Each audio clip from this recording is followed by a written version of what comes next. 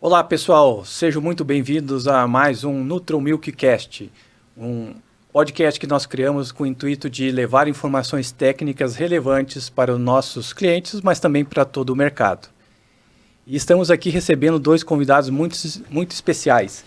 A Késia, que é nossa companheira do dia a dia, colaboradora aí da companhia, né, nossa assistente técnica comercial, e o professor Márcio Nunes Correia, que veio diretamente lá de Pelotas, representando aí no PEC, a UFPEL, no intuito de colaborar com várias informações importantes que seu grupo tem feito, trabalhos desenvolvidos ao longo do tempo. Então, para começar, bom, meu nome é Diego Langvinski, eu sou gerente de espécie do marketing estratégico da Cargill e vou guiar aqui a conversa com todos vocês, né? Pedi para a Kézinha começar se apresentando. Kézia, fala um pouquinho aí da sua trajetória profissional, de onde você vem, qual a sua formação. Bom, queria agradecer, Diego, pela oportunidade de estar aqui nesse bate-papo, né, que a gente conversa e aprende muito, né, mais aprende do que passa, né.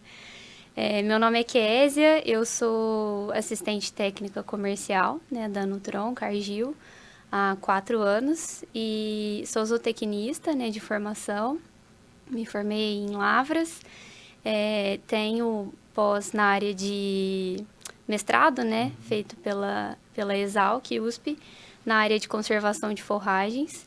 E estou aí nessa trajetória, né, no campo, atendendo diretamente produtores de leite e fábricas de rações, na região sul, sudoeste de Minas e algumas regiões de São Paulo também. Então, estou aí no dia a dia do campo, né, junto com o produtor e com a fábrica também. Maravilha, obrigado aí por ter aceitado o convite. Aqui um pouquinho, volto com você aí. Obrigada. E aí, professor, fala um pouquinho aí da universidade. O professor também que nos convidou para participar do evento lá da Boia, Música e Ciência, né? Um podcast que também foi desenvolvido lá junto com o seu grupo. Isso. Que a gente teve a grata satisfação de participar, né? Que tivemos. Acho que praticamente tem 1 milhão de seguidores depois disso, né? Mas, professor, obrigado por ter aceito o convite.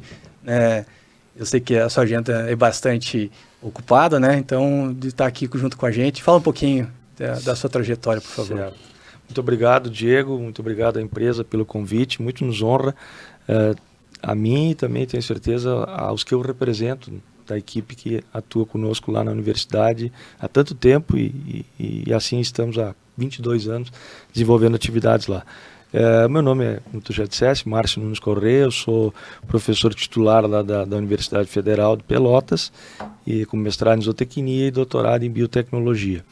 E basicamente, falando um pouco que tu me perguntaste em relação ao que a gente faz, a partir do nosso início das atividades lá na universidade, a gente montou um núcleo de trabalho com estudantes, né? Até o próprio Boia Música e Ciência, que é o nosso podcast, é tocado por estudantes, então todas as nossas atividades assim são conduzidas, até porque é a nossa missão número 1 lá, né? Formar estudantes e devolvê-los à sociedade, enfim, empregá-los da melhor forma possível, prepará-los para isso, para os desafios do mercado.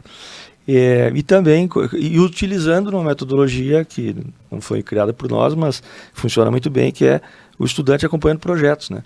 Que são essencialmente de pesquisa no início e depois passam a ser também de inovação tecnológica nos últimos pelo menos 14 anos.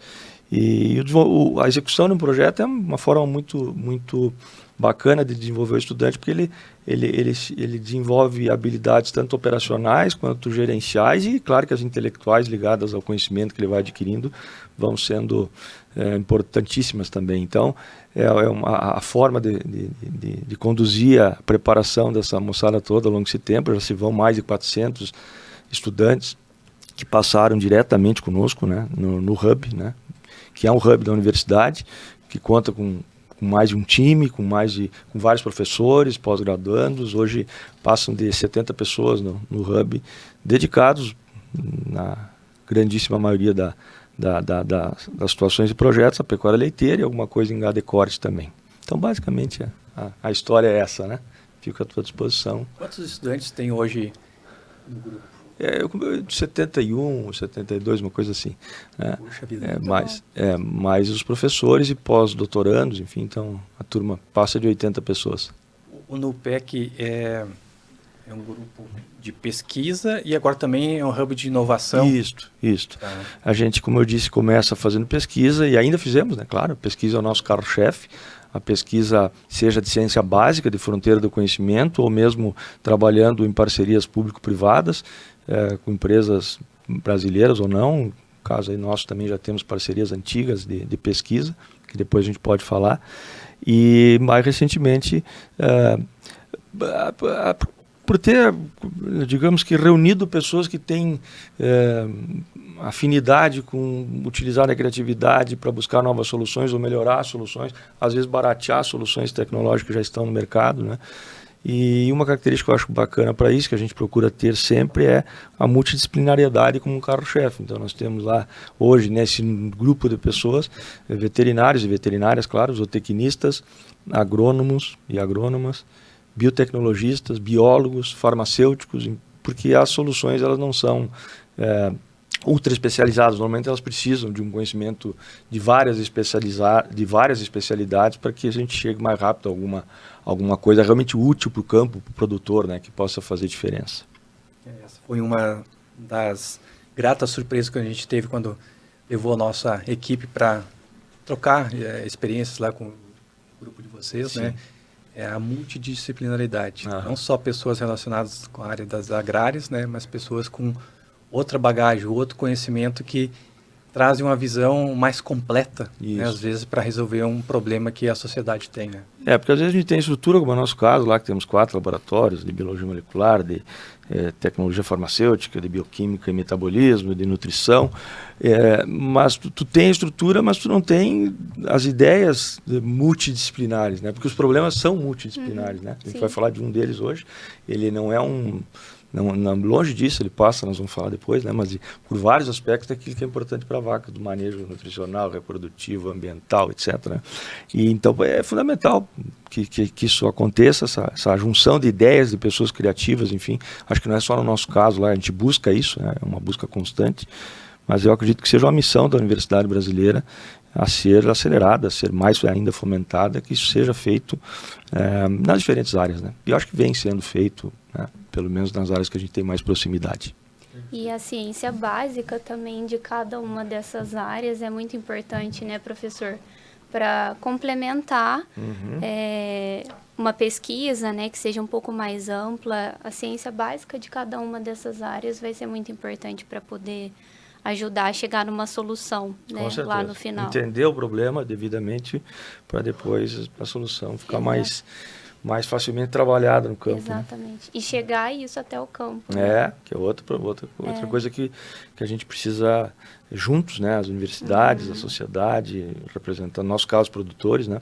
Os técnicos que estão a campo e as empresas, claro, estão muito ajeitados dentro do possível para que a gente faça isso chegar rápido. Né? Chegar rápido e de uma forma que o produtor consiga processar essa informação e utilizar ela, né, dentro a gente que caminha do sistema. Claro, por conta da profissão minha, no caso, é uma palestra aqui, acolá, a gente falava antes da região que tu atua, que eu também pude visitar, enfim, a gente vê ainda muita demanda por conhecimento do produtor, né? Muito. Então, a gente tem, evidentemente, o conhecimento bastante trabalhado, vale para o estresse térmico ou para qualquer outro dos assuntos da vaca leiteira, mas ele precisa chegar rápido no produtor que está lá desinformado ou tonto de informação. Às vezes tem muita informação também, né? Exatamente. Isso gera dúvida para que lado eu devo trabalhar melhor, enfim. Então, essa integração é importantíssima. Aproveitando até a deixa aqui, né, o foco desse fórum hoje, dessa discussão, vai ser justamente sobre o que vocês trouxeram aí, aprofundar mais informações sobre a problemática por trás do estresse térmico, né, o estresse por calor, e como podemos ajudar os produtores na identificação dos problemas, como a gente pode ajudar em algumas dicas no intuito de resolver esse problema, quais são as soluções disponíveis no mercado, como a academia pode ajudar investigação de novas moléculas, novas soluções, novas práticas, com o intuito de levar esse conhecimento para o produtor. Vou começar com a Kezinha, né? Kézia, olhando do ponto de vista do produtor, e principalmente na área que você atua, talvez lá para nós no Rio Grande do Sul seja um pouco diferente, porque a gente tem as estações um pouco mais definidas. É frio no inverno e chuvoso, e no verão é quente. Agora, como ajudar o produtor aqui na região mais sudeste, centro-oeste, a identificar que o animal tem um problema de estresse térmico, quando provavelmente isso aconteça a maior parte do ano? Quais são os sinais que o animal apresenta? Se você puder trazer alguma ideia de qual que é o impacto que esse problema traz do ponto de vista zootécnico e econômico, seria bem bacana. Sim, muito bom. É um tema muito importante, né? Super atual e que cada vez mais a gente precisa estar atento a isso, né? E nós, como responsáveis por levar a informação para o campo, a gente tem que, como o professor falou, fazer com que essas informações cheguem mais rápido até o produtor de leite, né? E, assim, é um problema, né? A gente precisa mostrar isso, né, para o produtor. E muitas vezes ele está sofrendo, né, com esse problema, com essa dificuldade dentro da fazenda e ele não consegue identificar, né? Então, coisas simples, né, sinais simples que o animal mostra para a gente ao longo do dia, né, principalmente. Por exemplo, que tipo de sinal assim, falando na nossa região, né? Tá. Sudeste, por exemplo, que a gente tem, né? A gente sofre muito com o calor, né? Com o estresse por calor, diferente um pouco do sul, né? Mas lá também, ao longo do dia, é quente, né? Quente e frio ao mesmo tempo. Quente e frio ao mesmo tempo, então tem toda essa dificuldade. Em Minas, né? Sul de Minas, por exemplo, já foi uma região mais fresca. Hoje é uma região que a gente sofre com estresse térmico ao longo do ano todo, mas sinais que o animal mostra para a gente, né? Frequência respiratória, né, muito acelerada, produção, por exemplo, excessiva de saliva, o animal no comportamento dele, dependendo de onde ele está, né, alocado ali dentro da fazenda, ele vai procurar pelo ambiente mais confortável para ele, né? Então, ele vai procurar por sombra, ele vai procurar por um ambiente que está com um clima melhor ali para ela poder permanecer, né? Seja perto de um ambiente que esteja mais úmido, né? Por exemplo, bebedouros, se a fazenda não tiver um sistema confinado, por exemplo, ela vai procurar por sombra de árvore ou de alguma instalação, né? Que vai fornecer maior conforto para ela. Até mesmo dentro de uma instalação, né? Seja freestyle, seja um compost barn, por exemplo, que mesmo que a gente tenha sombra, o animal mostra para a gente o local que está mais confortável para ele, né? Seja ali na cama mesmo, seja na pista de trato. Então, ele dá sinais para a gente de como o ambiente está, se está confortável para ele ou não, né? Um ambiente confortável, o animal vai estar deitado, ela vai estar tranquila, né? Vai estar ruminando por muito tempo, vai estar comendo, né? Ao longo do dia, né? Um animal com calor, por exemplo, diminui o consumo, né? Os animais comem menos, ruminam menos, ficam mais tempo de pé. Então, são sinais simples, né? Que a gente pode ver aí ao longo do dia. Né, o animal, obviamente, ele não fala, mas ele mostra através dos sinais para a gente. Então, pegando o gancho que você comentou, né, quando tem um grupo de animais, ou muitos animais que começam a se reunir próximo a bebedouros, ou próximo a alguma área que talvez tenha um vento predominante, ficando de pé. Exatamente. Esse é um áreas sinal. mais úmidas. Áreas mais úmidas também. Eu lembro que, principalmente quando eu comecei, eu não tinha isso tão claro para mim. Eu via os animais com comportamento de ficarem muito tempo de pé. Isso pode ser um sinal também de estresse térmico? Exatamente, sim. É muito comum a gente vê, por exemplo, no sistema de compost barn mesmo, né? Quando os animais concentram demais em determinada região, em cima da cama, né? Que naquele local ali está ventilando mais, né? Ou o ambiente da cama em si está mais confortável para ela, né? Dependendo do material que a gente utiliza nas camas, né? Sul de Minas mesmo, sul-sudoeste de Minas, é uma região que é comum a gente usar, por exemplo, palha de café como, né, cama de composto. Então, essa palha, ela produz muito calor, né, pela composição dela. Então, os animais, geralmente, quando a gente tem cama nova, né, que faz a troca ou adiciona a cama, aquilo fermenta muito rápido, né? Tem uma produção excessiva ali de calor. Aquilo faz, muitas vezes, que os animais fiquem mais tempo de pé, né? Ou procurem um ambiente que está com a cama mais úmida, né? Que aquela cama vai estar mais fresca. Ou até mesmo um ambiente que tenha mais ventilação. Na beirada dos barracões, né? Ou debaixo de algum ventilador que está com a ventilação melhor. Ao redor de bebedouros, né? Porque forma um microclima ali próximo aos bebedouros que dá essa sensação térmica de mais conforto para os animais. Interessante.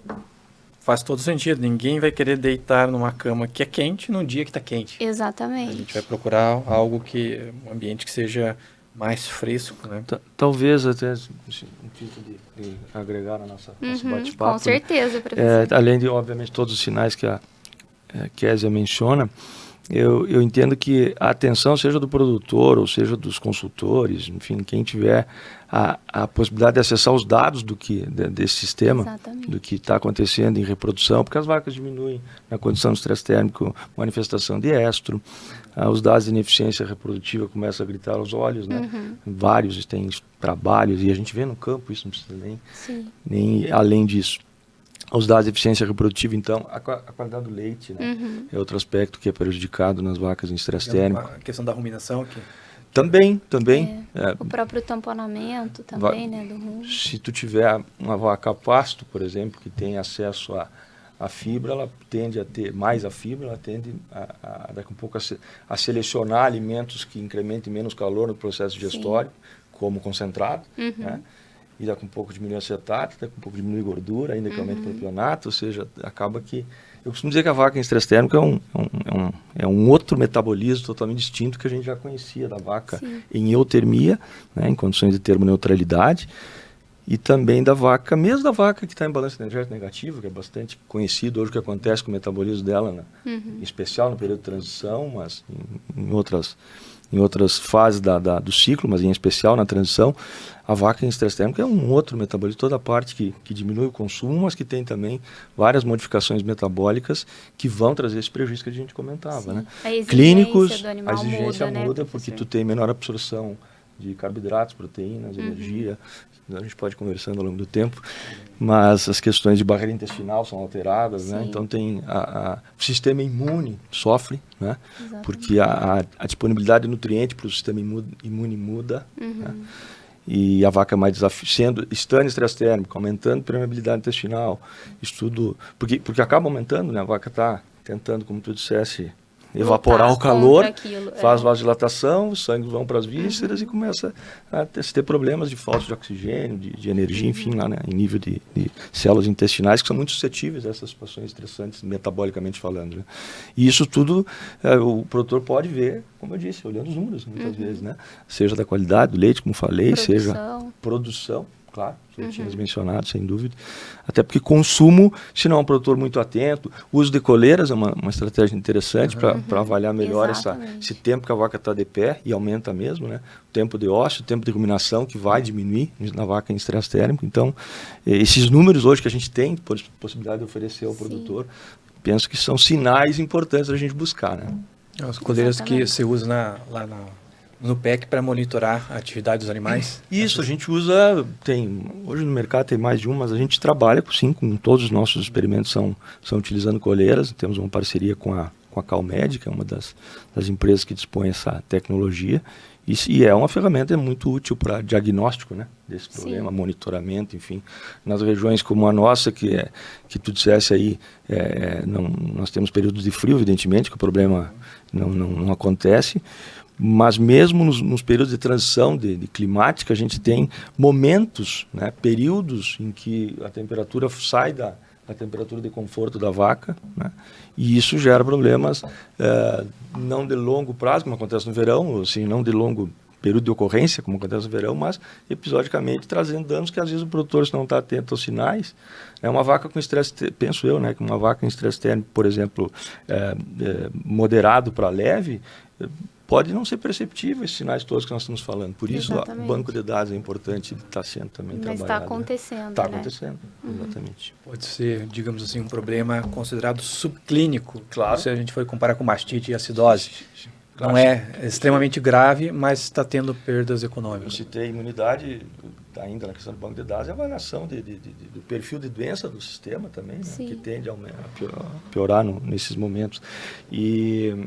Então, realmente, a gente não chama de, pelo menos eu não tenho ouvido, né, o estresse térmico subclínico, mas não deixa de ser, né, como tu falasse aí. Porque se tu pega uma vaca com THI, em um ambiente THI, não sei se tu concorda, Kézia, com 74 para cima, começa a ficar mais fácil de ver esses sinais, né? Com Temperatura, certeza. umidade. Imagina na vaca que está lá entre 69, 71, 72 de THI. Será que eu pego? Então, o banco de dados eu acho sempre muito importante. Friso muito isso. Se falava em 70 como ponto de corte do índice de temperatura e umidade, Isso. Agora 68. Né? Exatamente. 68 para baixo como sem problema. Sim, né? exatamente. Onde A partir daí o animal começa. consegue se autorregular. Exato, certo. É muito comum na nossa região. A gente vai falar um pouco mais sobre as ferramentas que a gente utiliza a campo para poder auxiliar a gente, né, a detectar e a mostrar para o produtor como que está o clima, né, e até mesmo os animais. Mas o THI é uma dessas ferramentas, então, medindo a temperatura ambiente e a umidade relativa do ar, né, a gente joga essas informações em uma ferramenta, né, ou até mesmo através de tabela mesmo de THI que a gente tiver junto, a gente pode mostrar para o produtor, né, porque ali está correlacionando temperatura, ambiente e umidade, né, isso é muito importante porque é uma medida importante, né, de estresse para o animal. Não só a gente medir temperatura em si, mas a umidade vai impactar demais nisso. E é muito comum na nossa região, por exemplo, ao longo do ano todo, a gente medir e dar 75, acima de 75, ou chegar às vezes até acima de 80 graus, né, Fahrenheit, que é a referência que a gente tem aí da unidade. Então, é muito comum. É interessante, você falou aí, vocês dois, na verdade, sobre o THI, eu acabei até esquecendo. A gente pegou uma equipe, vamos dizer, dessas multidisciplinares que tem dentro da Cargill, e a gente foi conversar com eles, né, o pessoal que usa dados para fazer predição de safra e tal, e lançamos um desafio para eles. Eliezer é o nome do colega nosso que está à frente do desenvolvimento da ferramenta, mas tem outros colegas colaborando. Né? Tem dados aí da previsão do tempo para os próximos 7, 10 e 15 dias. Tem, vamos dizer, várias fontes de dados, algumas gratuitas, outras pagas, e a gente levou a equação do THI para eles, né? E ele desenvolveu a nível de mapa, o nível de município. Que legal. A gente consegue olhar para os próximos 7 dias, com uma Muito precisão bom. bem boa, do percentual de cada uma daquelas áreas, dos municípios, que vão estar com um THI acima de 50. O percentual do tempo que os animais vão estar com THI acima de 70. 70. E assusta. Pega, por exemplo, o Rio Grande do Sul ali, que a gente mais conhece, né? O Noroeste, que agora está bem seco, bem quente lá, calor 35 graus. O Noroeste de Santa Catarina, Paraná, o início de Mato Grosso do Sul, é vermelho, ou seja, essa área que está vermelha que Mais de 50%. O risco aumenta. Isso é muito legal, porque o produtor pode, sabendo que tem mais risco, se prevenir em relação ao que for possível, pelo menos. Exatamente. Daquilo. Tem coisas que não mudam, não consegue mudar em 7 dias, mas tem algumas que é possível, né? Exato. Ajustes de dieta, enfim. Molhar os animais. Enfim, resfriar. E até mesmo entender e correlacionar com outras coisas que acontecem na fazenda, né? Às vezes ele não entende por que teve uma redução de consumo, né? Que teve uma sobra maior, por exemplo, naquele dia. Exato. Ou porque ele teve uma queda na produção de leite, né? Oscilação de consumo e de produção de leite ao longo de uma semana que foi muito quente, por exemplo. Né? Ou porque que os parâmetros de sólidos, né? De gordura, principalmente, igual o professor falou, tá sazonalmente diferente, né? Por exemplo, dentro da fazenda, ao longo do histórico, né, de gordura do leite da fazenda. Às vezes aquela mudança em fibra, em digestibilidade de fibra, por exemplo, que não pode não impactar tanto numa condição de vaca em termoneutralidade. Uma vaca que está em estresse térmico pode fazer diferença. Exatamente. Né? Esse tempo de passagem alterado, modificando a motilidade intestinal, enfim, para a vaca, por isso que eu chamei de uma vaca, um terceiro tipo de vaca, né? Para a vaca em condições ambientais inadequadas, portanto, em resposta ao estresse térmico, né, pode fazer diferença, as coisas pontuais, né? Exatamente. Ou seja, o metabolismo é bastante alterado. Então, assim, se a gente fosse resumir em termos de problemas, né? Vocês falaram em queda de produção de leite, o quê? 10, 15% de média? Bom, podemos trocando ideia, né? O que tem de relatos é essa variação, ela existe a perda acontece e dependendo da região, o país, o artigo, a referência, se encontra valores distintos, mas um bastante usual é em torno de 25% de perdas, de 20, 25% de mudança de diminuição de consumo e também de perdas. Outros referem-se a 10% e referindo-se que no pico essa perda pode ser maior, e normalmente, né, quando a vaca está em estresse térmico. Eu gosto do 10%, acho que é um número assim amplo, né, e que conta bastante e é um grande prejuízo. Aquele trabalho até que nós vamos comentar na sequência aí que a gente realizou na universidade, coordenado por um colega nosso que eu já conto, foi em torno disso, uma variação de 10% de perda em leite nas vacas com THI alto, né, ou seja, estressadas termicamente. Mas tem trabalhos recentes, tem, se não me falha a memória, de 2024, um grupo de Guelph, no Canadá, né, que mostra 35%, 34%, se não me falha a memória. Tá? Ou seja, um valor bem mais alto que esses 10 que eu estou comentando, dos 25 lá no pico, né, que vai ser 5, 10 quilos a menos de leite no pico. Encontraram isso, e é um trabalho recente, né? Encontraram uma diminuição de consumo de mais de 60%, 66%, se não me falha a memória. Ou seja, é muita diminuição do consumo. Pararam de comer. Quase pararam de comer, exatamente. E o THI era na faixa, se não me falha a memória da metodologia do trabalho, aí na volta de 74, 75, uma coisa assim. Ou seja, era um estresse realmente de moderado a severo, né? Passando a severo. Então, mas que há perda eu acho fundamental que o produtor tenha no seu produtor, o consultor, o técnico, enfim, tenha no seu checklist de gargalos, de pontos de controle, a observação desses itens em períodos em que, sabidamente, o risco de estresse térmico foi maior. Com isso, não importa se foi 10% de perda, se foi 20%, se foi 30%, é muito leite perdido. Ela existe e é preocupante. E afora o resto que a gente já comentou, dos sinais, que todos esses sinais vão trazer prejuízos em doença, etc. Até para a longevidade mesmo do rebanho, né, professor? Sem dúvida. Eu acho que, né, o professor trouxe um pouco de dados em relação à ciência, né? Nós, no campo, aí, de forma prática, a gente vê que é variável dentro do rebanho, né? Quando a gente consegue medir, por exemplo, temperatura interna da vaca, né? A gente, né, às vezes tem um número limitado ali de avaliação, né, com os termômetros dentro da fazenda. Certo. A gente vê que existe uma variação entre um animal para o outro, né? Tem animais que muitas vezes sofrem muito mais naquele mesmo ambiente ali ao longo daquele período, né? Chegam a passar 50% do dia, né, acima de 39 graus, por exemplo. Tem animais que resistem melhor, né, que conseguem controlar mais a temperatura, passam 10, 20% do dia acima, né, da temperatura que a gente considera aí em estresse térmico, né, que o animal já vai estar sofrendo bastante perda. E outros sofrem mais. E outros sofrem mais. Então, existe essa variação, mas tem fazendas que a gente vê que o desafio realmente é muito alto, e a gente já chegou a fazer medidas em alguns lugares que praticamente 80%, 90% do período de avaliação ao longo de 24 horas, os animais que foram avaliados, eles permaneceram acima de 39 graus. Ou pouca coisa abaixo de 39 graus. Ou seja, estresse térmico. Estresse térmico muito severo. Reprodução nessa situação. Nossa. Exato. Não acontece, né? Então, bacana. A gente discutiu bastante a respeito aí da questão do problema. Eu acho que até o professor colocou muito bem. A gente até discutiu já com várias pessoas justamente sobre isso durante a semana, né? Entender com profundidade qual que de fato é o problema.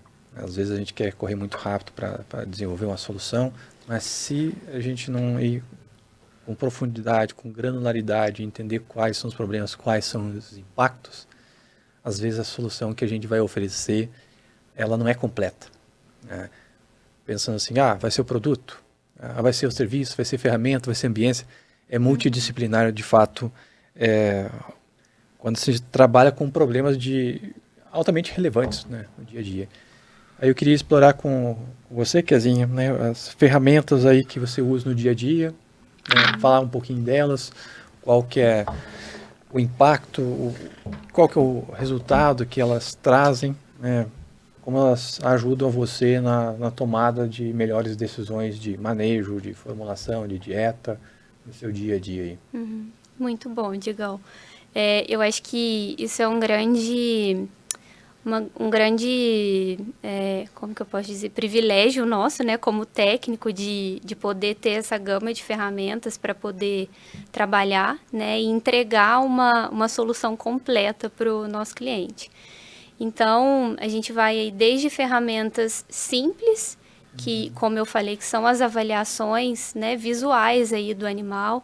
Então, a gente tem, por exemplo, uma ferramenta, né, riquíssima, que é o Cal Signals, por exemplo, né, que a nossa equipe é treinada para poder observar os sinais que o animal mostra para a gente.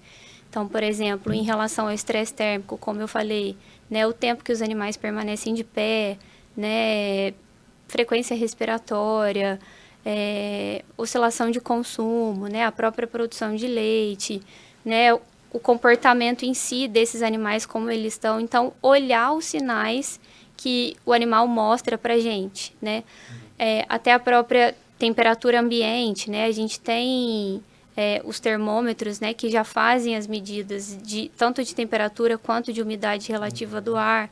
E aí a gente consegue converter isso para o THI, né? Seja em tabelas simples, né? Que a gente tem ali junto do nosso material, seja dentro do nosso aplicativo, né? Da nossa plataforma do Data Intelligence, que é uma plataforma que a gente consegue imputar dados ali de manejo ao longo da nossa visita. E lá a gente tem uma ferramenta de conforto. E aí, na hora, a gente já coloca os dados de temperatura, de umidade, de produção de leite daquele animal, né, um consumo de matéria seca médio do lote, por exemplo, e o tempo que esse animal permanece, por exemplo, em exposição ao sol, seja indo para a ordenha, ou se for um gado a pasto, por exemplo, ou semi-confinado.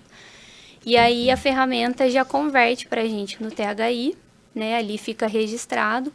E é muito interessante porque, de acordo com essa informação do THI, de produção de leite e o consumo, ela já converte para a gente um potencial de perda ali de consumo.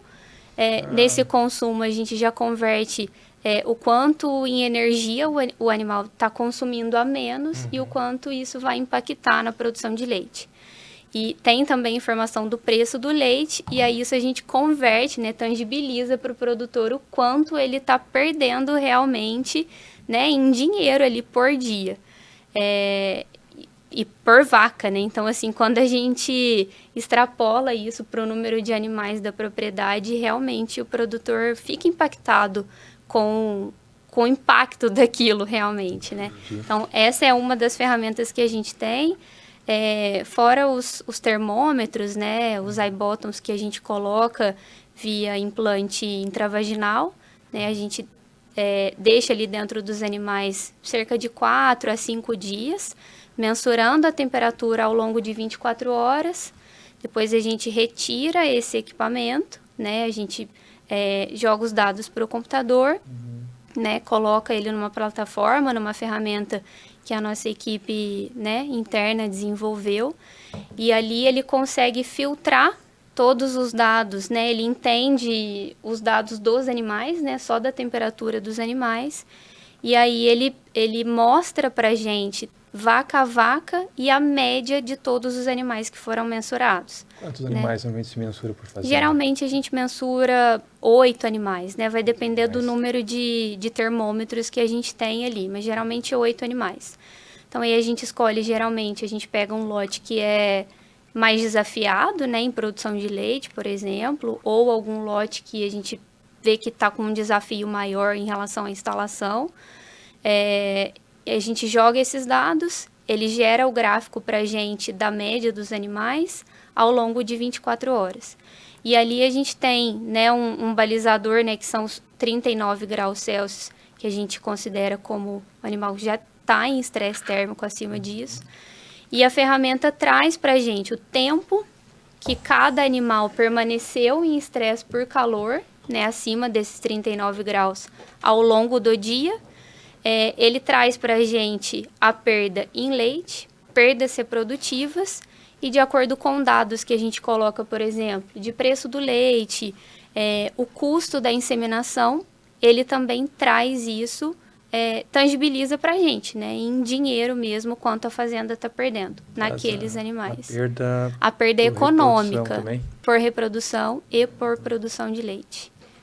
Então, interessante. É uma ferramenta que dá muito suporte para a gente, principalmente para mostrar para o produtor, né, e frisar a importância de lançar mão de estratégias mesmo, né, não só de estrutura, né, mas ter um bom resfriamento, né, ventilação, aspersão, né, seja em sala de espera, seja na linha de coxo. Acho que você comentou também como faz a curva, tem a curva do comportamento da temperatura corporal ao longo do dia. Se ter, por exemplo, está 10 horas da noite, tem um pico, talvez pós-ordenha, você usar essa informação para uma estratégia de resfriamento antes desse horário para evitar que isso aconteça. É isso? Exatamente. Ou até a troca do horário da alimentação. Exatamente. Também. É muito importante, porque a gente sai do que a gente acha, né, ao longo do dia, observando as vacas por um momento, né, o produtor está ali, né, os funcionários estão ali, eles têm mais informação. Mas muitas vezes, em muitas fazendas que a gente coloca, e foi uma surpresa para mim e também para as fazendas, um pico de temperatura durante a noite, né? Às vezes 10 horas da noite, 11 horas da noite, se estendendo pela madrugada, acima de 39 graus. E aí, geralmente, esses animais caem a temperatura corporal por volta de 5, 6 horas da manhã, né, permanece um período da manhã com a temperatura mais baixa e geralmente voltam a subir por volta de 11 horas, meio-dia. Aí, né, se é uma fazenda que tem 2 ordenhas e a ordenha é por volta de 3, 4 horas da tarde, né, e se essa fazenda tem uma sala de resfriamento, né, de espera com resfriamento, a temperatura tende a cair novamente por conta do resfriamento. E à noite, ela volta a dar um pico de temperatura novamente, mesmo à noite. Isso foi uma coisa que, na prática, surpreendeu bastante a gente quando a gente começou a utilizar os iBottoms. Esse dado de que ali, pelo início, antes da última ordenha, da ordenha da tarde, a temperatura tende a subir, já se conhece que é mais ou menos assim, bem que tu descreveu. É bem interessante mesmo. E o da noite, acho que, claro, vai depender da região que você está trabalhando. Às vezes um pico de alimentação gera produção de calor 2, 3 horas depois. Sim. Isso pode ser talvez acompanhado com... Quando você chegou, próximo da ordenha.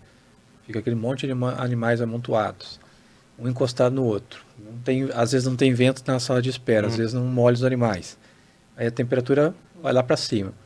Aí saiu dali, pode ser que faça uma refeição, ou fez uma refeição antes dali, que talvez seja pior, porque talvez depois, num momento onde os animais estarem concentrados, se eles se sentirem com estresse, talvez nem vão comer depois, né? Pode ser que a alimentação venha antes, junta, e aí sim, 1, 2 horas depois, tem o pico de temperatura corporal. Ainda mais for uma dieta que incremente mais calor. Também. Exatamente. Altamente fermentativa. Mas só para complementar, Diego, a ferramenta tem nos auxiliado muito, né, principalmente para mostrar o impacto que isso traz para a fazenda, né, o impacto econômico, porque afinal de contas, né, tudo vai para um caminho só, né, a fazenda precisa ganhar dinheiro, né, para ter uma saúde financeira. Então, a gente mostra o impacto que isso traz para o produtor. Aqueles que muitas vezes não têm um sistema de resfriamento, a gente auxilia, né, na tomada de decisão e escolher os melhores, né, equipamentos aí, escolher os melhores horários para utilizar, né, para fazer o resfriamento em si, seja na sala de espera ou seja na pista de trato. E também aqueles produtores que já têm um resfriamento e a gente vê a oportunidade de melhorar, né? Seja na quantidade de vento, seja colocando mais ventiladores, né? Mais bicos de aspersão, área de cama. Não são diretamente, mas que impactam. Exatamente. Trocar horários do resfriamento, né? Às vezes mudar um pouco o manejo dos horários de trato, né? E coincidir muitas vezes com os funcionários ali na fazenda para poder deixar os animais por mais tempo, né, às vezes fechado até na pista de trato, comendo e sendo resfriados ao mesmo tempo. Então, ela auxilia muito a gente. Então, por exemplo, quando um produtor vem e pergunta para a gente, mas qual horário é o melhor horário para eu fazer o resfriamento? A gente já tem falado, depende, né? Vamos mensurar para a gente poder ver qual que é o seu desafio, né? Quais são os horários que a fazenda tem o desafio, porque muda muito de uma fazenda para outra. Geralmente tem um comportamento similar, mas tem as particularidades ali daquela fazenda. Muito relacionado com práticas de manejo que são diferentes. Exatamente. Às vezes uma fazenda tem 2 ordenhas, a outra tem 3 ordenhas, então os horários de trato são diferentes. Então isso auxilia muito a gente a falar com mais certeza, né? E a vaca, ela em estresse tende a comer mais de manhã mesmo, exatamente como tu falou, né? Se tem que em torno de 60% da comida. Agora, se cai nessa condição, no exemplo que tu deu, os outros 40% que a gente ia comer, ela pode não comer, né? Aí já piora ainda mais os aspectos de produção de leite que são atribuídos à baixa do consumo. Tem outros, mas com certeza o consumo é fundamental. Exatamente. Interessante. Queria saber também, você, Márcio, a universidade ela acaba sendo procurada por várias empresas no intuito de gerar dados de pesquisas relacionados com N fatores, né? O estresse térmico, ele é um dos mais procurados ou está entre os top 3? Não é um dos mais procurados. Isso é interessante. Eu imaginava, depois, aí, quando deu o boom da bibliografia mundial e do conhecimento, porque quando tu fala prática e ciência, na verdade, se a ciência não refletir a prática, ela não serve nada como ciência, né? Essa ciência aplicada, pelo menos, né? A que me refiro. Eu imaginava, claro, quando começa realmente a se estudar ou se publicar mais os mecanismos do problema e quantificação do problema, se perde quanto em leite, quanto em reprodução, etc. Não, eu imaginava que ia acontecer mas não. Pelo menos não para nós, né? Nem comigo e nem com os colegas. Nós temos lá na universidade um professor que trabalha há muitos anos com estresse térmico e trabalha no nosso ramo, o professor Eduardo Schmidt. Temos um outro colega hoje que trabalha com estresse térmico em gado de corte também, que é uma coisa que realizou seu pós-doc nos Estados Unidos, o professor Cássio. Enfim, não é muito grande a procura, não. Eu imaginava que fosse mais. Eu falei lá do boom quando foi, 2012, 2010, por aí, quando começa a aparecer trabalhos contando mais a história, explicando o porquê da perda do leite, enfim. Aquele momento onde se discutia, perde produção porque cai o consumo. Aí descobriu que perde mais do que seria referente à queda de consumo. Da queda, perfeito. Se fala em 35, esses números sempre são referências epidemiológicas, né? Não é uma coisa dura. Se fala que a perda em leite é 30% a 35% ligada ao que caiu do consumo, e o resto é a mudança do metabolismo da vaca. Exatamente. O resto não, a maioria. Enfim, então é nessa época que começa, mas não. Que gera sabendo do tamanho do problema, ainda mais no nosso país, né? Esse é um bom ponto de reflexão, né? Claro. Que interessante a tua pergunta. Provavelmente seja o principal causador, a principal perda econômica que existe nas propriedades leiteiras, né? Porque verdade, cai o consumo, cai a imunidade, prejudica componentes do leite, a parte reprodutiva. Tudo. E, principalmente o reflexo indireto na reprodução vai aumentar o DEL e cai a média da fazenda. Vai impactar tudo ao longo do ano. Exato. Antigamente, quando era estudante, lá 1900 antigamente, como a gente diz, né? Se falava muito da mastite, mas eu acho que hoje o estresse térmico deve ser o número 1, pensando nas condições brasileiras, né, em termos de perda econômica, como principal problema. Até porque da mastite se avançou bastante nos últimos anos, em especial quando se começa a fazer cultivo em fazenda, né? Acho que a gente muda bastante, que se quebra um paradigma em relação à terapia de mastite, que é algo muito positivo na clínica da vaca leiteira. Então, olha, eu tenho uma reflexão importante mesmo, essa que tu faz. Eu quero entender que sim, o número não tem, não sei se alguém tem esse número, mas que é isso que a gente vê no campo, né? Essa demanda em qualquer região, mesmo nós no sul, nós temos um verão extremamente quente e dependendo da região, extremamente úmido, né? E não só no Rio Grande do Sul, pegando o sul do país como um todo. Então, acho que pode estar correto, Diego. A gente só não tem esse número, mas que é um problema dos maiores que nós temos hoje a trabalhar. E se tu perguntar para um produtor, eu sou neto de produtor de leite, né? Na época não se falava em produzir leite, tirar leite se usava, né? Tirar leite. Meu avô lá. Desde sempre, se tu perguntar para um produtor que está no dia a dia, ele vai te dizer que a ambiência, não com esse nome, mas onde a vaca está é a coisa mais importante para ela. Né? E isso não mudou. Né? Na verdade, hoje a gente tem números que mostram que isso é uma realidade absoluta, né? Uma verdade absoluta. E as outras, óbvio que demais maneiras são importantes, não é minimizar os outros, mas onde a vaca está e como ela está é fundamental. O bem-estar dela vai determinar a saúde. E outro aspecto que a gente talvez não fale tanto é a variação do dia a dia ou ao longo de determinados ciclos produtivos e ao longo do ano da vaca. A vaca leiteira, ela acaba, por conta disso, vamos pensar só em clima, né? Ela está submetida a uma variação que muda o consumo, que muda a digestibilidade, que muda a absorção intestinal, que muda a síntese de glândula mamária, ou seja, essas mudanças todas, elas deveriam, né, dentro de um padrão ótimo, ideal, né, que a gente busca, mas não é fácil de conseguir, eu sei, variar o mínimo possível, né? Tudo devia variar o mínimo possível. A matéria seca tem que variar o mínimo possível. Ela está determinada por lote de alta para ser 47%. Bom, ela não pode variar muito disso. Não podemos trabalhar. E aí vale para qualquer outro exemplo que se queira dar. E o estresse térmico submete a vaca a uma variação. Porque tu falavas aí, se tu acompanhar a termometria da vaca, tu vai ver, né? Exatamente isso.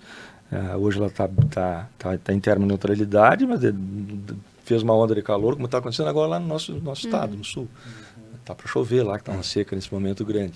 Então o calor é absurdo. Essa vaca vai ter uma repercussão de curto prazo que depois se estende para frente. Exatamente. Uma vaca pré-parto hoje, que esteja vivendo uma condição como essa, ela vai ter uma efeito transição residual, pior. Né, professor? Claro. Tem trabalho lá da Flórida que mostra isso, recente, 2020 para cá, mostrando um efeito do estresse térmico no pré-parto, repercutindo em tudo que diz respeito à transição, reprodução, doença, enfim. Então, às vezes são ciclos curtos, é uma onda de calor, mas o quanto aquilo impactou. Por isso que eu dizia lá atrás, te ouvindo, estava pensando, acho que eu até não comentei, só pensei, a importância de que, comentei sim, tanta coisa que a gente vai falando, da importância do consultor, do produtor, ter no seu checklist, falei sim, de pontos de controle, o cuidado com a questão da temperatura do ambiente da vaca, dá para ir para a cama também, né, quando se fala em Compost Barn, né? Claro, que nós temos hoje muito no Brasil e que varia muito seu desempenho de acordo com a região que se está, justamente pela temperatura e umidade. Funciona melhor aqui, lá não tão bem, enfim. Então, tudo isso, na minha concepção, tem que estar no... Eu chamo de ABC, né? Para não dizer feijão com arroz, que é mais batido. É ABC, tem que estar ali no ritual de avaliação. Agora, vocês comentando aqui, eu lembro de um treinamento que eu participei com o Zé Eduardo, ele comentando sobre a importância da oferta de forragem de alta digestibilidade, usar a melhor forragem durante o período de verão. Tem a questão do incremento calórico, que acaba sendo menor numa forragem melhor do que a pior, mas também tem a questão de digestibilidade de fibra. E pensando que a mesma dieta, um animal em termoneutralidade e o outro submetido a estresse térmico, teoricamente não, os dados mostram que o pH ruminal é mais baixo naquele animal que sofre o estresse térmico. Ou seja, se o pH ruminal é mais baixo, teoricamente a habilidade daquele rumen em digerir fibra vai ser mais baixa. Então, mais ainda a necessidade de usar uma forragem de melhor qualidade. E até porque seleciona mais concentrado e aí o pH baixa ainda mais e entra em quadro de acidose. Tem também isso, né? E dentro desse ponto até, que assim, você trabalha aí bastante com formulação a campo, e que práticas de formulação aí que você usa, ou que ingredientes, ou que mudança na dieta você acaba fazendo no intuito de não eliminar, porque não tem como eliminar, porque aí é questão do ambiente, mas de mitigar, diminuir um pouco desses efeitos negativos do estresse térmico. Seja na dieta, seja na escolha dos ingredientes, o que você tem feito nesse sentido? Sim, boa pergunta, Diego. Essa não está no script. Essa foi surpresa. Eu sou bonzinho. Bom, Diego, a gente tem, né, uma baita ferramenta aí que nos auxilia, né, no nosso dia a dia de formulação em fazendas, que é o Dairymax, né, o nosso software de formulação, que acho que é muito mais do que um software de formulação, porque ele traz muita informação para a gente, né, não só do aspecto da dieta, mas de tudo que envolve ali parte da nutrição da fazenda. É uma ferramenta que a gente consegue imputar muito dado que a gente coleta ao longo da visita, né? Então, informações de partícula da forragem, partícula da dieta, granulometria, né, dos ingredientes, até mesmo o próprio estresse térmico, né? A ferramenta já considera isso também, né? Um potencial de perda ali quando a gente coloca o THI, da dieta, né? Ele já desconta da dieta e ele mostra pra gente o potencial de perda em leite que aquele estresse pode estar causando, né? Então, se a gente precisa fornecer um pouco mais de energia para esse animal, né? Energia que vai, vamos dizer assim, que não vai incrementar calor ali, né? Dietético para esse animal. Mas, basicamente, a gente, né? Na região que eu trabalho, a gente tem, vamos dizer assim, aqueles ingredientes geralmente mais restritos ali para a gente poder trabalhar, mas que acho que é o básico da dieta aí dentro do Brasil todo, que é silagem de milho, né, como forragem principal aí. Algumas fazendas a gente consegue trabalhar com uma segunda fonte de forragem, que geralmente é um feno de Tifton, né, que a gente consegue ter a produção ali em algumas regiões mais próximas, né. O pré-secado não é tão comum para nós, mas em algumas fazendas a gente consegue, né, vai de acordo com a região que a gente está. Mas basicamente uma fonte de forragem, milho, fubá, né, ou silagem de grão úmido. E aí algumas fazendas a gente consegue trabalhar essa casadinha aí, né, de colocar um pouco mais de amido fermentável ou reduzir isso, né, através da estratégia de entrar com milho moído fino, né, por exemplo, a gente poder mudar esse tempo de fermentação no rumen, que isso vai auxiliar também, né, e não deixar só fontes de milho fermentável ali para o animal. A estratégia, por exemplo, de utilizar diferentes fontes de energia, como caroço de algodão, né, que vai auxiliar aí tanto na questão de ruminação para o animal, quanto uma fonte de energia diferente de amido, né, que é o o óleo ali do caroço, né? Isso também vai ajudar a gente. A própria polpa cítrica, né? Então, aí é uma farelo de soja e algumas fontes de soja bypass, né? Como o soypass, um DDG. Gordura bypass também? E a gordura bypass, né? Que dependendo da situação que a gente tiver e do desafio que a gente tiver dentro da fazenda de produção de leite, e a gente precisa incrementar mais energia nessa dieta e a gente não consegue mais vir via amido, por exemplo, essa é uma ótima estratégia para a gente, né? É uma fonte de energia que não tem incremento de calor para o animal. Então, o Dairy Max, ele auxilia a gente nessa questão da formulação, e a gente consegue trazer informações das ferramentas que a gente usa, né, no campo aí de peneiras, né, para granulometria, para tamanho de partícula, THI, enfim. Você consegue manipular o sítio onde vai acontecer a digestão dos principais nutrientes em função das condições do ambiente, para entregar uma solução, uma formulação mais segura para os animais, considerando aí o problema do estresse térmico. Né? Exatamente. Excelente.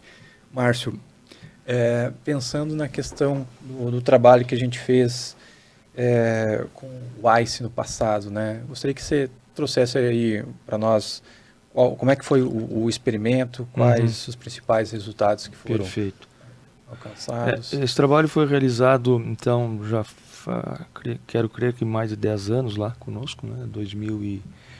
o que é aquilo? 2000... Foi 17, não foi? 16, 17? Então, foi quase 10 anos. No tempo, mas eu achei que fazia um pouco mais, tá certo. Ele foi realizado no nosso hub, coordenado pelo professor Eduardo Schmidt, junto ao Jorge, nosso mestrando na época, numa propriedade lá da região, né, de Pelotas, que tinha uma condição nada boa de estrutura, né, uma estrutura muito adaptada, e, portanto, vivia esse problema do estresse térmico com bastante rotina. Né? E esse trabalho foi, assim, como resultados principais, sem entrar muito na metodologia para não deixar nosso papo chato, as vacas, basicamente em 2 grupos, vacas recebendo ICE e outras não, né? Nesse ambiente THI que ultrapassava 71%, se não me falha a memória. Tá? Mas então, se entrar na metodologia de resultados, se obteve, óbvio, com diferença estatística, um aumento da produção de leite, né? Quase 2 litros, 1,9 litros de leite, que já é um dado extremamente positivo, né? Ou seja, as vacas deixaram de perder aquele, seja 10%, seja 15% que perde na variação da quantidade de leite produzido. Então, acho que é um dado que sempre é o principal, né? Que mexeu ou não mexeu no leite, né? Mexeu no resultado. E em aspectos metabólicos, ainda que as vacas não tenham tido uma variação de termometria, não se observou isso nesse estudo. E tu falavas antes que também às vezes não tem vacas que se adaptam mais, outras menos, né? Tem talvez questões genéticas por trás, de genética por trás, que a gente precisa entender mais aí sobre essas questões.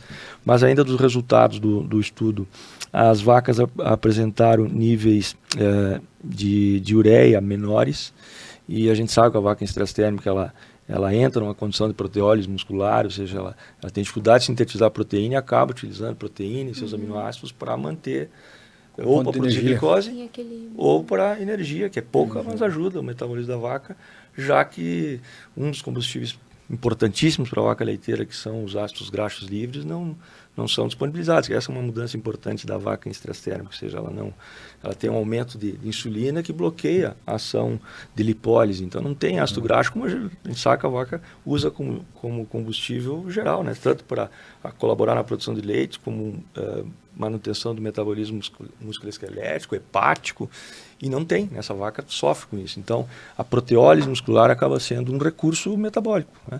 A vaca fica mais inflexível, como alguns tratam, eu gosto muito desse termo, né? Quando se fala em metabolismo. O metabolismo é algo que tem que ser extremamente flexível para atender as demandas da vaca. Né? Nesse caso, não perde essa flexibilidade, entre aspas, metabólica. Então, isso é um dado importante, ou seja, a ureia foi menor, significa que teve menos proteína. Dá para inferir que tivemos vacas em menor proteólise muscular, né?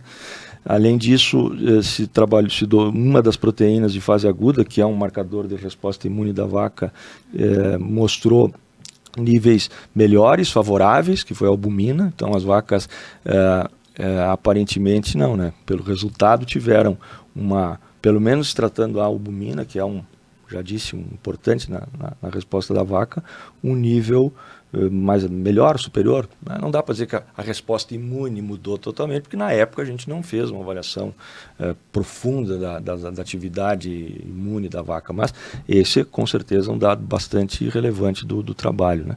Se as vacas estavam menos inflamadas, entre aspas, né?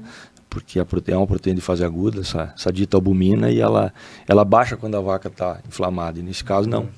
No ICE, os dados foram maiores, né? Foram superiores, os números da albumina.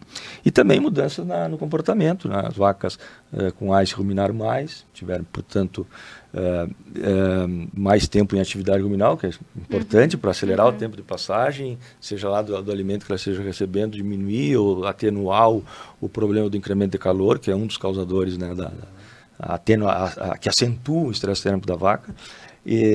Então é um dado bem interessante. E também menos tempo de pé, tiveram na relação ósseo e atividade, tiveram uma relação de vaca dentro, quase um padrão de termoneutralidade em comparação das que não receberam o produto. As vacas se sentiram mais confortáveis. Pelos dados de coleira, sim. Interessante. Isso aí. Não, bastante interessantes os resultados mesmo. Produção, vou precisar fazer mais uma pergunta para cada um antes da gente fazer o fechamento, ok? Não, tranquilo, eu só vou avisando ali, porque tá. Passar aqui a gente vê depois lá no estúdio. Perfeito, aproveitar esses dois. Eu falo bastante, mas a colega também fala. Dois que gostam de falar, O microfone bem perto, em alguns momentos vocês afastaram, não na maioria do tempo, mas só em alguns momentos. Perfeito. Então, onde estava no Diego, esse é um tema que é muito importante e gera bastante discussão. Eu acho que é importante a gente aproveitar, né, os nossos participantes para a gente aprofundar um pouco mais.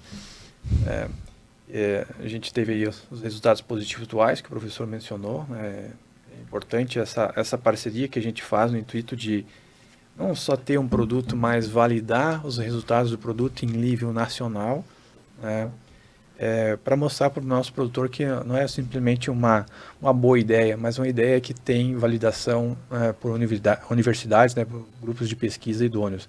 Temos resultados lá fora, mas temos resultados aqui dentro do país. Esse é um ponto, acho que, bacana da gente mencionar, né? Quer dizer,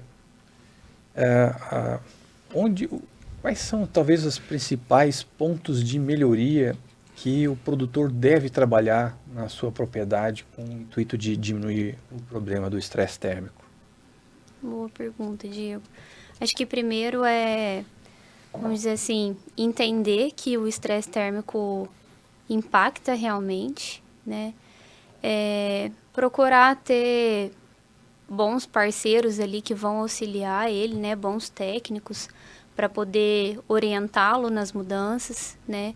Mensurar, né? Muitas vezes isso dentro da fazenda, seja desde a avaliação dos dados zootécnicos da fazenda, né? Interpretação dos pontos ali que podem sendo interferidos por conta do estresse, produção de leite, né, sólidos, enfim, reprodução. Fazer essa avaliação criteriosa, né, avaliar os dados da fazenda ao longo do tempo. E aí sim, a gente mensurar e tomar decisões, né, seja aí em relação ao sistema de produção dele, né, as próprias instalações, as melhorias que a gente pode fazer, as mudanças em relação ao resfriamento em si, né, ventilação, aspersão, muitas das vezes, né, via dieta, como a gente está conversando aqui, é uma estratégia que a gente tem e por que não usá-la, né, se a gente tem comprovação científica, se nós temos, né, os próprios dados de campo que nós coletamos muito através dos nossos clientes. Então, utilizar de formulação de dieta, utilizar dos nossos recursos em relação a aditivos que a gente tem, Então, acho que são pontos que a gente pode olhar e com certeza a gente usá-los, né, para poder ajudar o produtor nesse sentido. Nesse desafio que é nesse bastante desafio. grande. E que acho que a gente não tem como viver sem ele mais, né? A tendência é... Não esquecer que ele existe, que eu acho que é extremamente importante, né? E Márcio, vou te explorar já que tu veio aqui diretamente lá de Pelotas para nos ajudar. Que isso. A gente entende, né, que o papel da universidade, né, dos pesquisadores é extremamente importante. Assim, do que você tem conhecimento, o que já é, vamos dizer assim, certo com relação ao efeito do estresse térmico e o que a gente precisa estudar mais? Né? Pensando aí, a gente fala muito no efeito que o estresse térmico pode afetar o final da gestação, na vida produtiva não só da vaca que passou pelo estresse térmico, mas da prole, né? Das bezerras, das terneiras que nasceram desse animal que sofreu o estresse térmico. Né? Certo. Programação fetal, acho que é o nome desse... Exato. Estudo que a gente falou aqui, de sinais, de diagnóstico, de entendimento de mecanismo, aí eu queria falar um pouco a respeito, mas se sabe muito sobre o estresse térmico, dos problemas, dos impactos, do prejuízo, tudo que a gente comentou bastante aqui, tanto eu quanto a Kézia, quanto tu mesmo, Diego.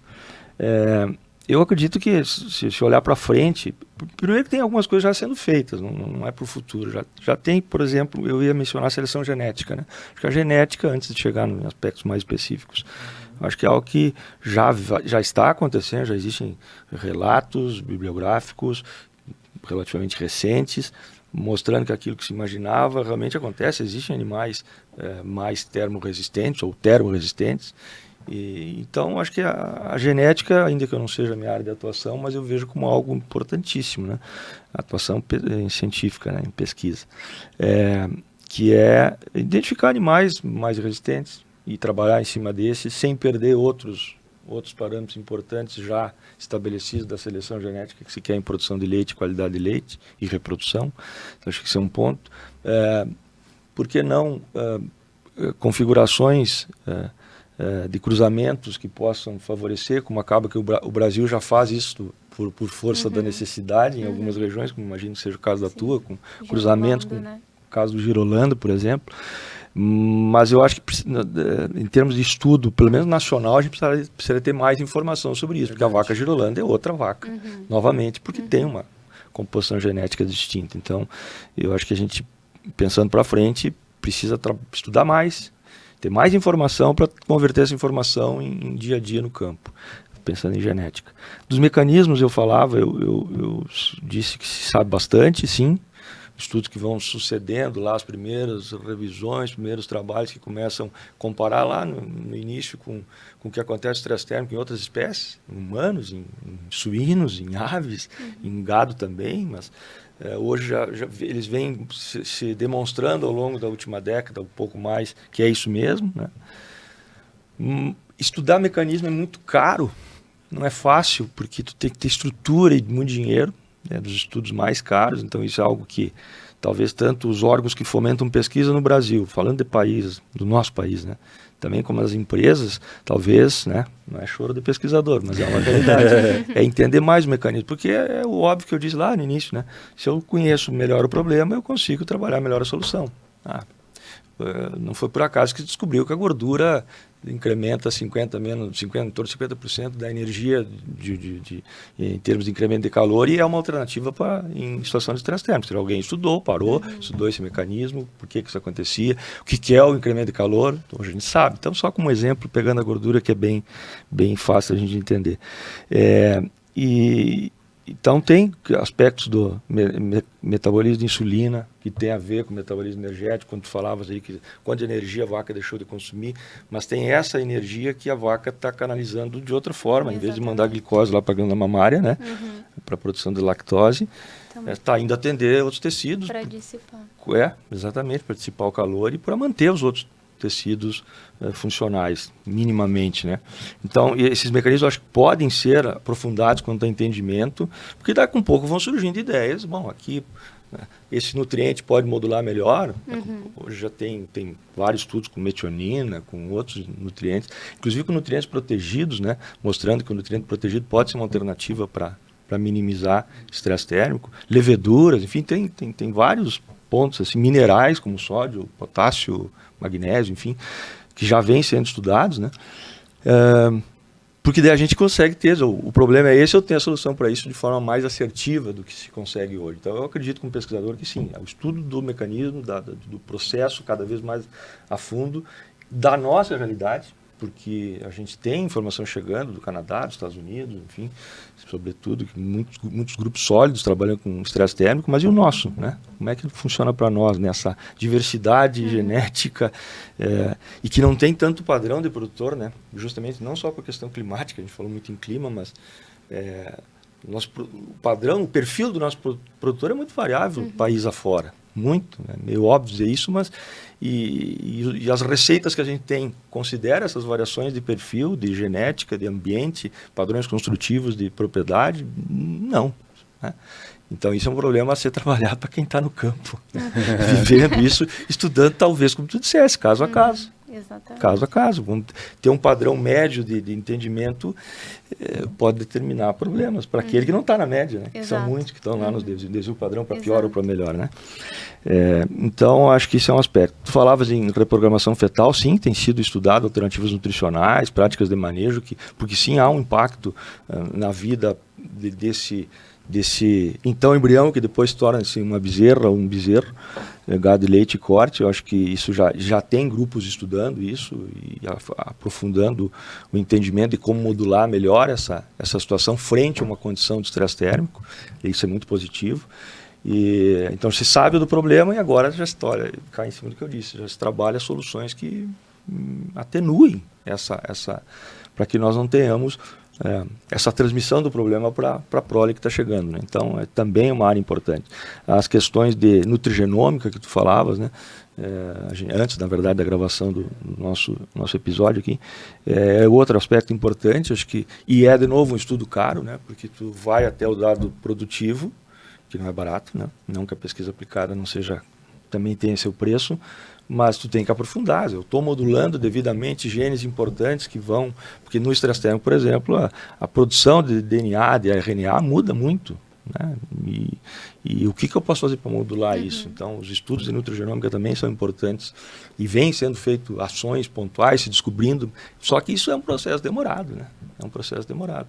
Que bom que a gente está aqui conversando sobre isso e provocando produtores, estudantes, profissionais, empresas que olhem mais atentamente para esse problema, que realmente é muito grande, né? Muito importante no nosso país que produz leite. Exatamente. Bom, a gente está indo para o final.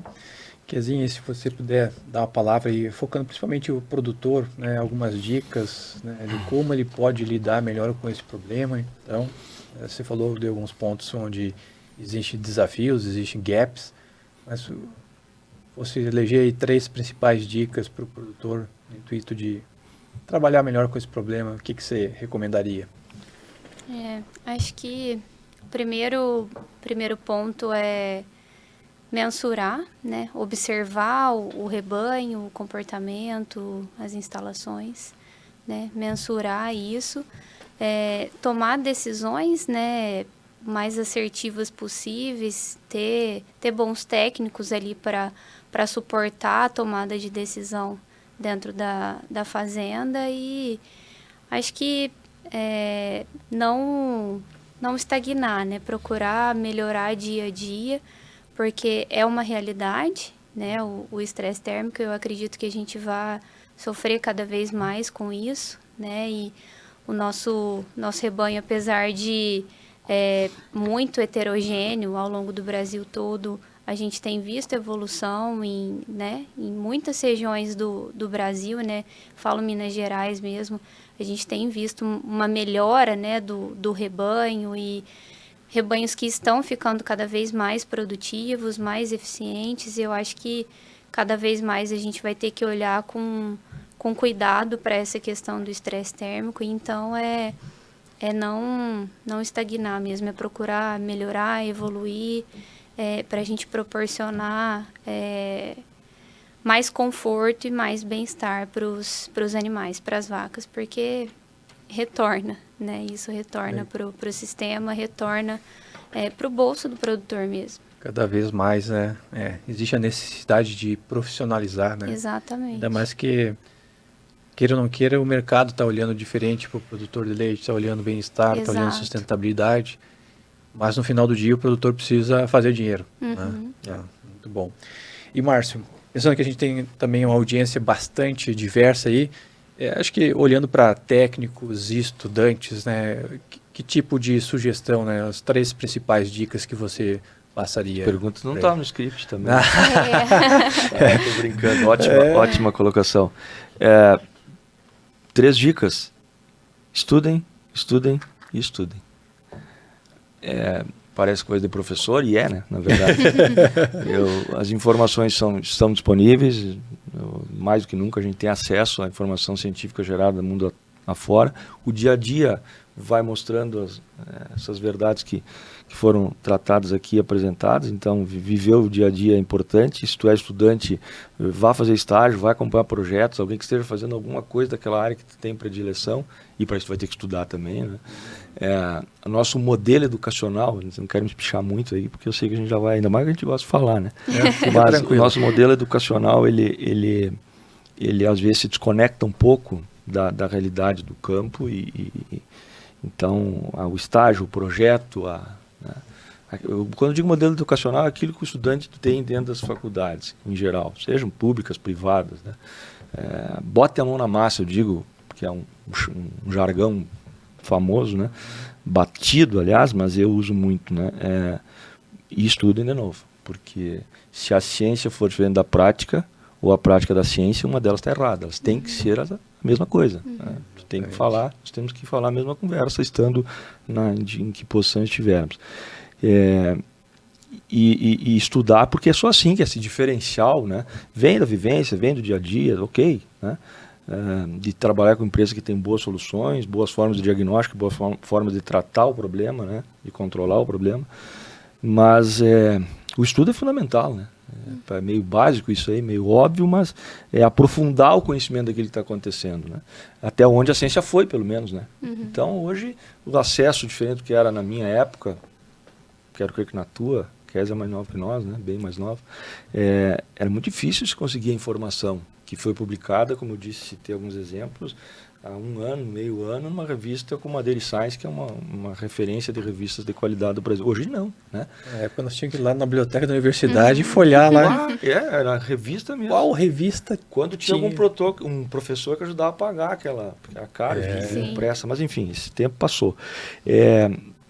E ainda em relação à informação, né, que essa informação ela seja também filtrada, né? Nós temos muita coisa sendo gerada, ou alguma coisa sendo gerada, muita parece que a maioria não é, de ciência que precisa ser, porque o que chega no campo, na verdade é o que a ciência, de forma repetida, né, produziu.